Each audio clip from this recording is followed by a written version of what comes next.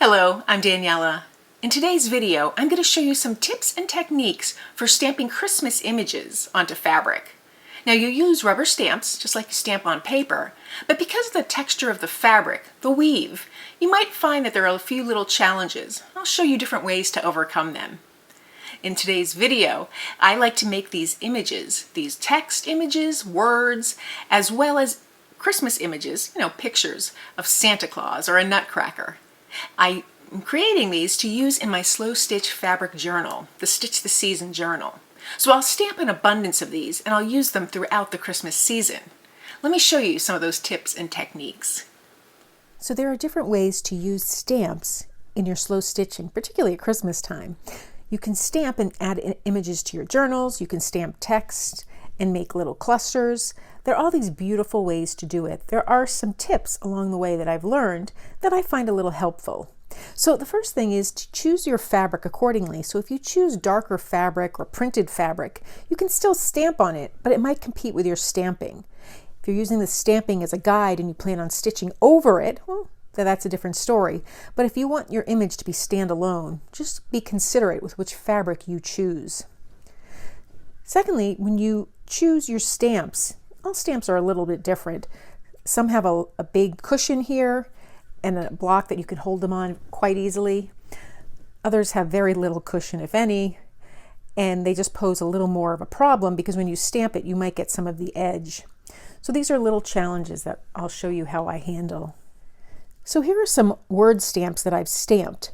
You can see the little shadow from the outline of the stamp. It doesn't make it not usable, but I do hesitate to use that because I really don't want that to show. You want to make sure you stamp your image thoroughly, just like when you stamp on paper. If you don't get a nice impression, it doesn't show up as well.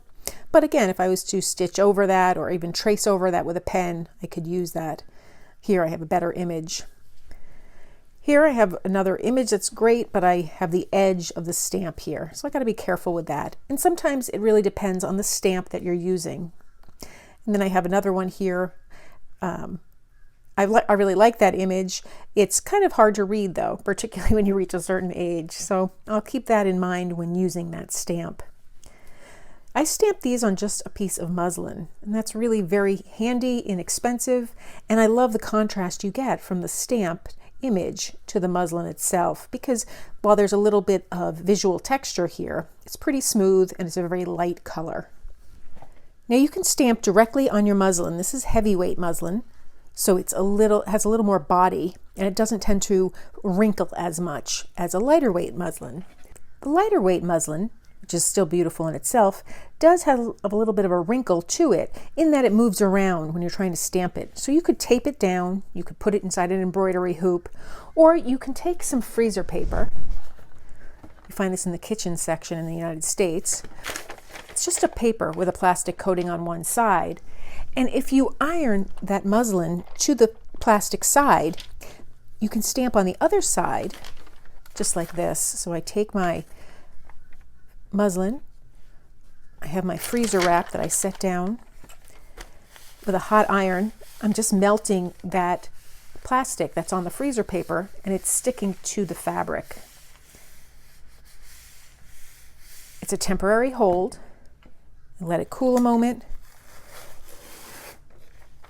And then when I pull my paper up, it's somewhat taut, held on to that freezer paper. When I'm done, I can just peel it off without a problem. Alternatively, if you don't want to use freezer paper, you can get some interfacing. Now this is not double-sided interfacing, it's just one-sided interfacing. It has a little bit of texture. You can see, if you look very closely, you can see the little dots. It's textured, that's the adhesive. And you just fuse it to your fabric. And it gives your fabric a little more body. And again, I'm just melting those little dots onto my fabric.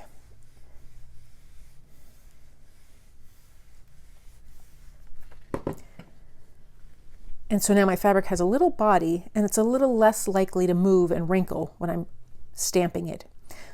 You can always just stamp the fabric. You don't have to treat it in any way. These are just methods depending on the purpose of your stamping, what you're trying to accomplish, and the little different obstacles you might face while stamping. So once I have my fabric prepared, whether I am choosing not to use anything and just winging it, or I have it on the interfacing or the freezer paper, I'm ready to start. I have my ink pad here, and I'm going to need to heat set the ink after I stamp the image. So I have my iron at the ready, and then I have my stamps.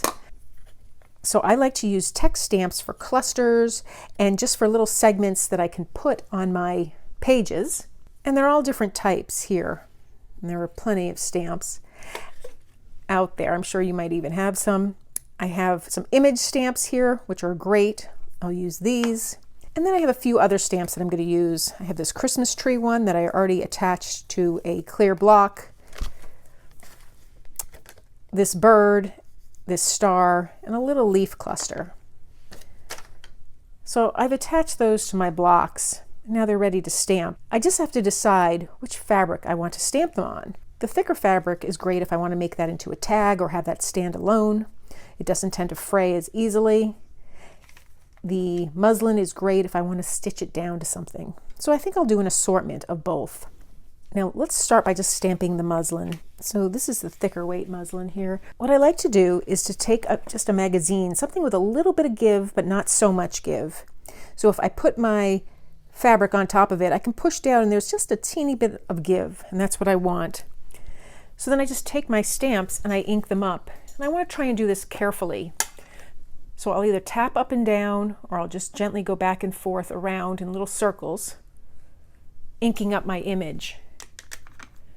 And then from here, I'll just find a spot, and I like to have a little border. So I don't use the entire fabric very efficiently, because I like to have a nice border. It gives me options of what I want to do with my image once I've stamped it. I'm going to press it down, pull up, and I have a little stamped image. And then I'll just repeat this with my other images. So I have my images on this sheet. So I stamped my images on this piece of fabric, and this stamp left a border. So now I have to pay a little more attention to this one. So I'll take another piece of fabric, ink up my stamp, and then where I know that I was getting a lot of the transfer, I'll just come in here with a paper towel and try and remove some of that ink. And now I'll stamp it, and hopefully there won't be as much transfer.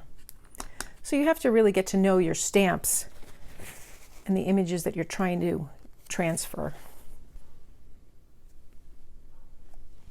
For this little stamp, I'm going to do the same thing. I'm going to carefully ink it up, trying not to ink the edges.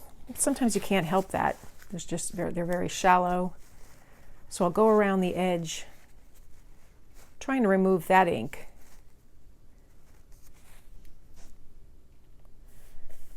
I like to make these into tags, so I'll give a little extra room there.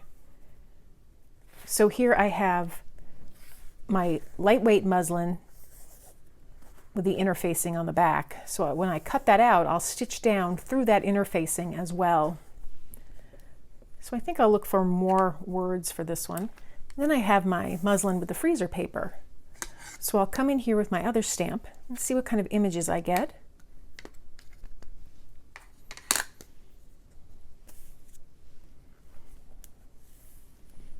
So I got some nice images to use.